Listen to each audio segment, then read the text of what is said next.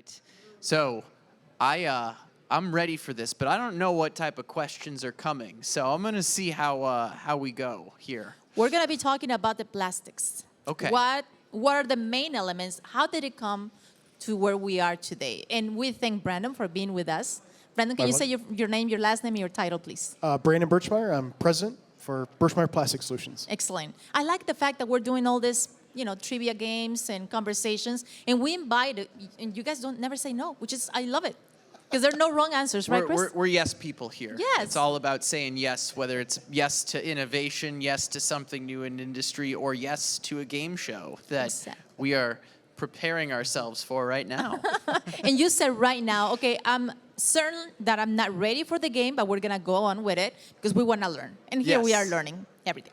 So what I will do is I'm going to give you like the description, and then you will come up with the actual phrase or the words that describe what I'm talking about. I'm leaning on this guy because Brandon's been in this space much longer than I have. The pressure's on. I'm gonna try to pull my weight here, but I hope your back doesn't hurt here at the end from carrying the team. I see Brandon's regret face right now. It's like, okay, what did I get myself into?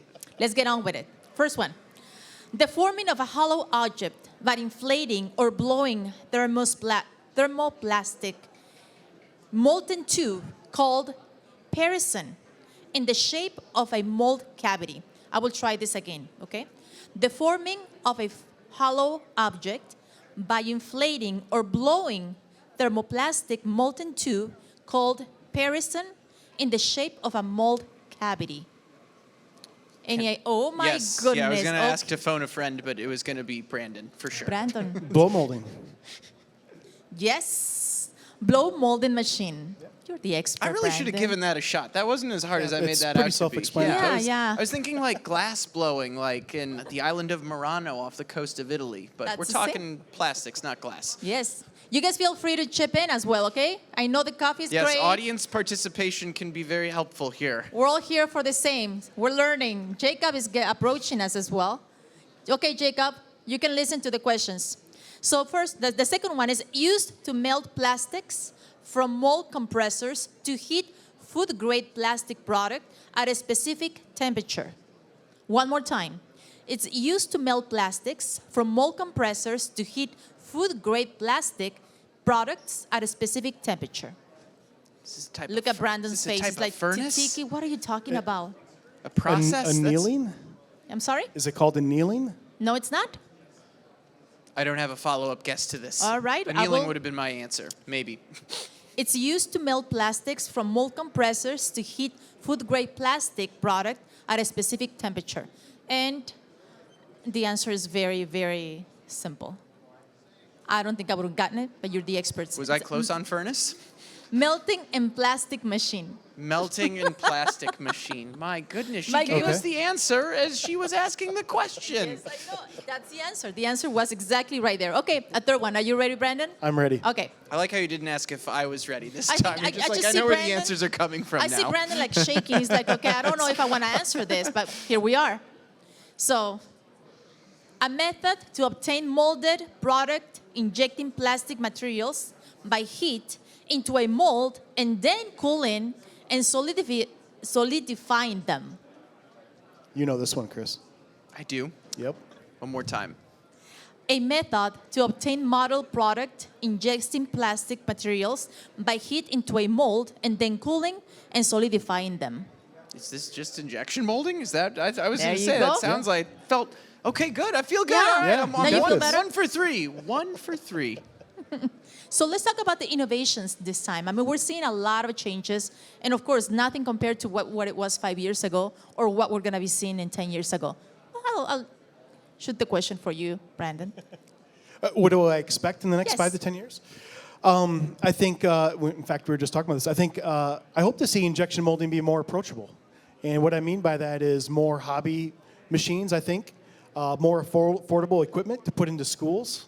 I think one of the things we struggle with as a plastics industry is recruiting new talent, more people wanting to get educated about plastics manufacturing.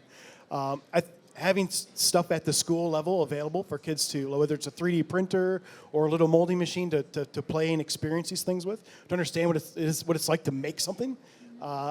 I think will inspire a whole new generation, hopefully, of people that want to get into the engineering of plastics. Chris? I have a kind of a question for you, Brandon.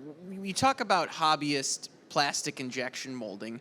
I'm curious, in a world where we have hobbyist 3D printing, this could be a good 101 question. Like, what would get someone to go the injection molding route versus the 3D printing route? If you could make a fishing lure, like you were talking about earlier, what would get someone to pick one over the other when that option might be available? Great in the question. future? Yeah, well, I mean, out of the gate, I think a 3D printer feels easier to someone. Okay. Right? They load a model in and they hit go and it starts printing the part out. Molding, injection molding is more difficult. You need to make a mold that is in a part that is manufacturable. So you got to think about how you're going to eject the part out of the mold. And you also, an injection molding machine has a reciprocating screw, and you're melting the plastic. So there's more going on in that process. Mm-hmm. It's more complex. And there's always been the price point. You know, you can't really get a really small molding machine in the past. Sure. You're starting to see that now available, and they're becoming more affordable as well. So a question from someone that does not come from the manufacturing industry. Which one is more accurate, the 3D printing or the injection molding for plastics? I'm pretty biased in this. I think injection molding. The things you get out of injection molding is just the amount of product you can make that a 3D printer can't touch. If you're doing one-offs of something or rapid prototyping, then a 3D printer makes sense. But if you want to make thousands or millions of something, you don't want to 3D print it. You want to injection mold it because the cycle times are so much faster. Interesting. And there was a conversation that we were having this morning as well, Chris. I don't know if you heard it with Sammy. We're talking about plastics, and the connotation is always bad, right? Plastics in the planet is not good. It equals bad. What is your take on it? How do we reconcile the term plastics when we are here today at this trade event to make sure that we advance, that we make the most out of these innovations? Yeah. Well, I think my answer kind of gets back to that youth movement I've talked about. And I think the industry recognizing that if anyone's going to solve this problem, we're the ones most qualified to solve it. In fact, I would hope that would inspire more engineers to want to get into plastics to help solve the plastic problem. And that means using more recycled product, making parts lighter, reducing the amount of material you got to use in a product, for example. What's neat, and this comes from my influx days as well, but being in the innovation forefront of making those changes possible, it's one thing to badmouth the industry and say, get better, get better, get better, but I'm proud to be on the front lines knowing I'm fighting that battle to make the technology, to make it more approachable, use more recycled plastic, make things cheaper, lighter, to solve the problem ultimately. To put it to good use at the end of the day. Mm-hmm. Exactly. Well, excellent. Gentlemen, I feel humble to be here in your presence, knowing how much knowledge do you have about these subjects. You want to touch on something, Chris? No, I think one other topic that came up that I know is going to come up in a lot of our interviews is getting the next generation into, let's say, plastics manufacturing.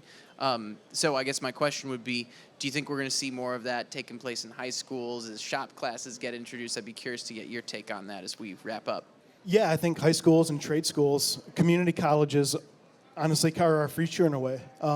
I think of injection molding just like you would think of, running a lathe or a mill or any other manufacturing process. But we have to deal with, one, we need more people in trades, right? That I think we're all struggling with that. But at the same time, we also need to make plastic not a bad word to motivate our younger generation to get involved. And like I said, the people that are going to solve this problem are us. Mm-hmm. It's not anyone from the outside that's going to figure it out. So if you want to fix the problem, join in. Jump in the water with us. I like it. Thank you. Thank you, gentlemen. We're here with the News and Brews team, and we're getting excited because we got so much more going on a little bit more later.